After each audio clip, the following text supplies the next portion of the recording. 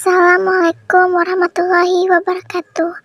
Perkenalkan, nama saya Mayani Sintia Dewi dari Fakultas Kesehatan Ilmu Kesehatan Masyarakat di Universitas Pahlawan. Saya akan menjelaskan tentang jaringan tubuh, yaitu definisi jaringan. Jaringan adalah kumpulan sel yang sama bentuknya dan fungsinya. Jenis-jenis jaringan antara lain yaitu jaringan epitel, jaringan otot, jaringan saraf, jaringan tulang, jaringan ikat, jaringan lemak, dan jaringan darah. Jaringan epitel, jaringan yang melapisi permukaan tubuh, membatasi rongga tubuh.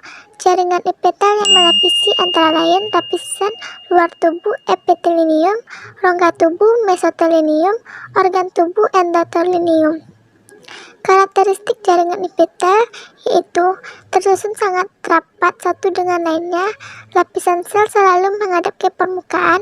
Jaringan epitelinium terdiri dari dua komponen, lapisan sel dan lapisan bawah, yaitu membran basal, tempat melekatnya lapisan sel. Avostular, tanpa pembuluh darah. Regenerasi tinggi, seperti pada gambar di bawah ini. Jaringan epitel, fungsinya yaitu proteksi, sekresi, absorpsi, transportasi, penerima perangsangan, melindungi jaringan di bawah dan dari kerusakan, mengangkut zat-zat antara jaringan atau rongga yang dibatasinya. Pada saluran pencernaan, jaringan epitelnya dapat mengeluarkan enzim. Jenis-jenis jaringan epitel. Jaringan epitel diklasifikasikan berdasarkan jumlah lapisan sel yang menyusun, yaitu epitel selapis, epitel berlapis. Jaringan epitel diklasifikasikan berdasarkan bentuk sel yang menyusunnya, yaitu epitel pipi nukleus bulat di tengah sel, epitel silindris seperti batang, nukleus bulat di dasar sel. Epitel kubus berbentuk kubus, nukleus bulat berdasar detail. Kita bisa lihat dari gambar di bawah ini.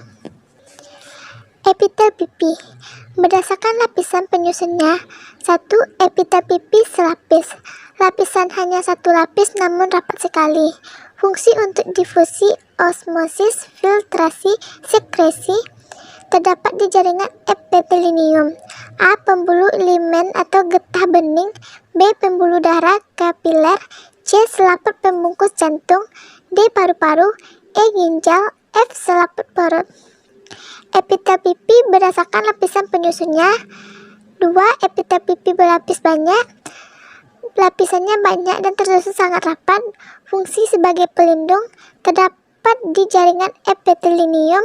A. Rongga mulut. B. Rongga hidung. C. Esofagus. D. Telapak kaki. E. Vagina. Epitel silindris berdasarkan lapisannya penyusunnya. Epitel silindris selapis, yaitu lapisan 1, lapisan berbentuk silindris. Fungsi sebagai penyerapan nutrisi di usus dan sekresi. Terdapat di jaringan epitelinium. A. Kelenjar pencernaan. B. Jonjol usus. C. Kantong empedu. D. Lambung usus. E. Usus. Epitel silindris berdasarkan lapisan penyusunnya. Antara lain, epitel silindris berlapis banyak. Lapisan banyak fungsi sebagai pelindung dan sekresi. Terdapat di jaringan epitelinium, yaitu laring, faring, trakea, dan kelenjar ludah. Epitel kubus berdasarkan lapisan penyusunnya.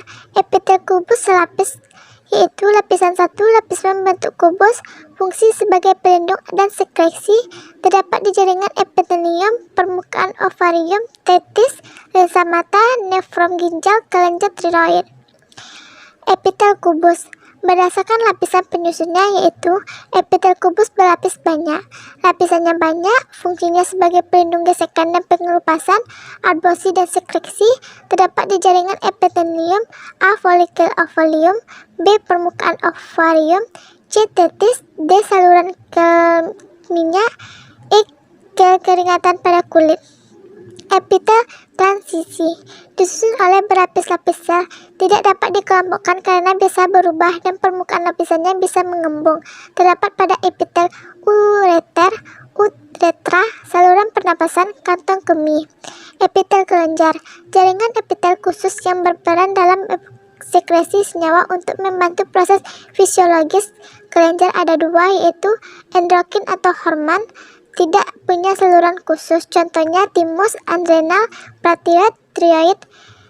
Ekokrin ada saluran khusus, contohnya ludah, keringat, pankreas, feromon. B. Jaringan otot.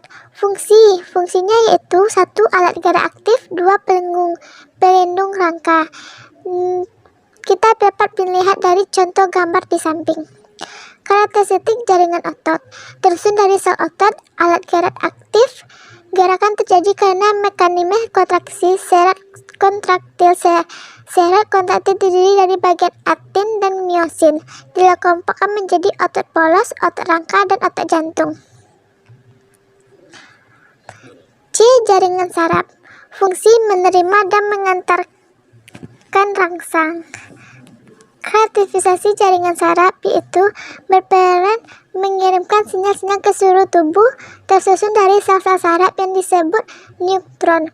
Neutron dibedakan menjadi neutron sensorik, neutron motorik, dan antara lain, dan neutron atau dengan neutron lain terdapat celah sinapsis. Struktur jaringan saraf kita dapat lihat dari gambar yang ada di bawah ini. Jaringan saraf yaitu nukleus, dendrit, badan sel, dan akson. D. Jaringan tulang tersusun dari sel-sel tulang yang disebut dengan osteosit.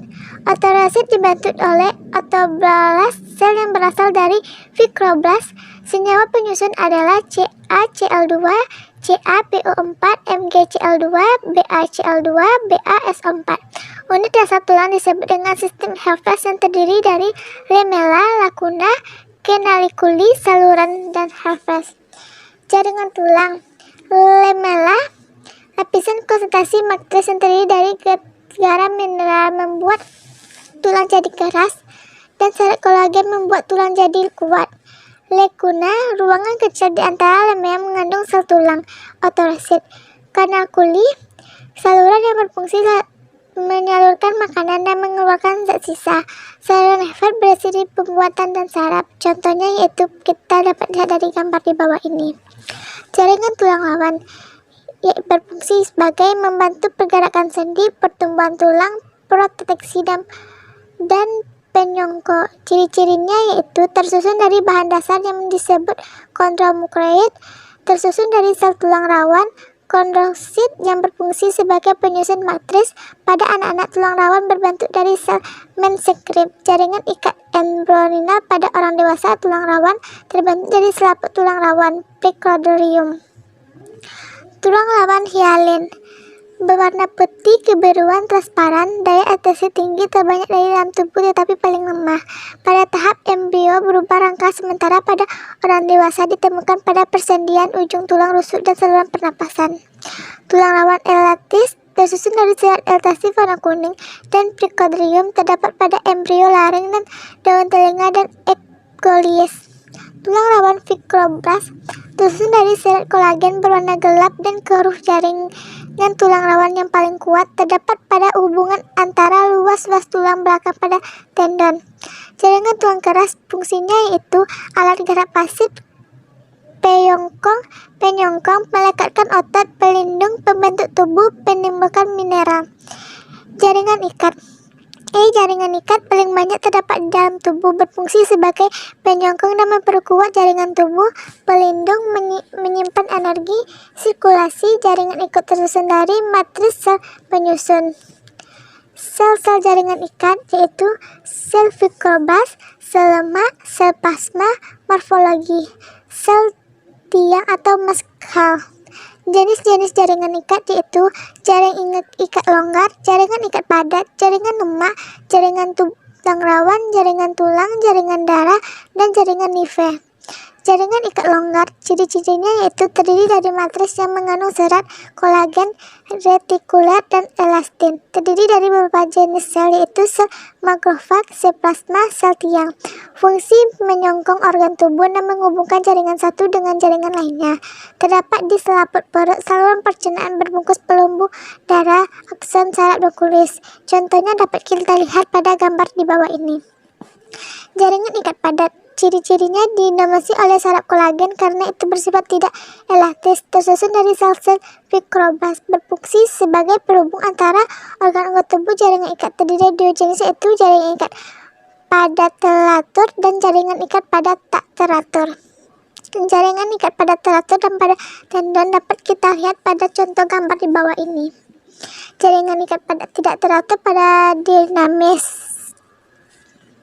Jaringan lemak atau adiposa, ciri-cirinya tersusun dari sel lemak dan tidak membentuk serat dan matris, khususnya untuk menimbun atau menyimpan lemak. Jaringan lemak berfungsi sebagai bantalan untuk melindungi organ-organ tubuh, peraturan persendian, cadangan makanan, pengatur suhu badan. Jaringan ini terdapat pada seluruh bagian tubuh di bawah kulit, sekitar persendian, sekitar organ dalam. Jaringan darah, ciri-cirinya yaitu tersusun dari sel bebas dan matris cairan atau plasma. Terdiri dari eritrosit, sel darah merah, leukosit, sel darah putih, trombosit, keping darah, dan plasma darah. Jaringan darah berfungsi sebagai pembawa sari-sari makanan, hormon, oksigen, sisa metabolisme, dan pencegah infeksi. Macam-macam jaringan darah yaitu trombosit, erikosit, leukosit, dan plasma. Trombosit, plasma. Jaringan limfe atau getah bening, ciri-cirinya itu tersusun dari saraf retikuler dan sel-sel limfoid dan makrofag. Terdapat pada organ timus, limf, tonsil, dan limpa. Limfosit cenderung berkelompok. Kelompok limfosit disebut dengan nodulus yang bisa kita jumpai di tonsil, limpa, timus, dan saluran pencernaan. Jaringan darah, fungsinya yaitu alat transportasi, kekebalan tubuh, dan pembekuan tubuh. Jaringan limfe berfungsi mengangkut cairan jaringan protein, lemak, garam mineral, dan zat lainnya, dan jaringan ke sistem pembuluh darah. Baiklah, sekian dari itu penjelasan saya tentang jaringan tubuh. Semoga bermanfaat. Assalamualaikum warahmatullahi wabarakatuh.